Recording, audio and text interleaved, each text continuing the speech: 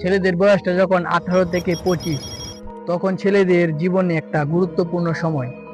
এই সময়ে তারা মানে আমরা আমরা ছেলেরা এই সময়ে অনেক কিছু ত্যাগ করতে হয়, আবার অনেক কিছু এই সময়ে পাই। তবে পাওয়ার চাইতে হারানোর জিনিসগুলোই বেশি থাকে। এই সময়ে অনেক কিছুই আমরা হারাই, অনেকের মাঝে অনেক ধরনের পরিবর্তন আসে। কেউ সফল হয়ে যাচ্ছে এই বয়সে, কেউ নিজের স্বপ্ন পূরণ করবার জন্য প্রবাসে চলে যাচ্ছে, আবার কেউ গ্রাম ছেড়ে আমার মতো হাজারো ছেলে শহরে তাদের জীবনযাপন কাটাচ্ছে শুধুমাত্র তাদের স্বপ্নগুলো পূরণ করবার জন্য। একটা গুরুত্বপূর্ণ সময়, কারণ এই সময়টা 18 থেকে 25 বা 30, যেই বয়সটাই হোক না কেন, তোমাকে এই সময়টার মধ্যে তোমাকে নির্ধারণ করতে হবে।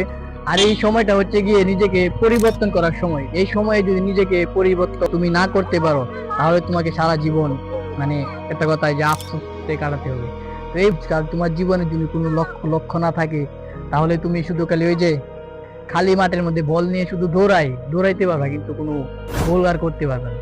তো তোমার এই সময়ে তোমার জীবনের অবশ্যই সঠিক একটা নির্দিষ্ট লক্ষ্য তোমার নির্ধারণ করতে হবে, তুমি যেটার মধ্যে পারফেক্ট।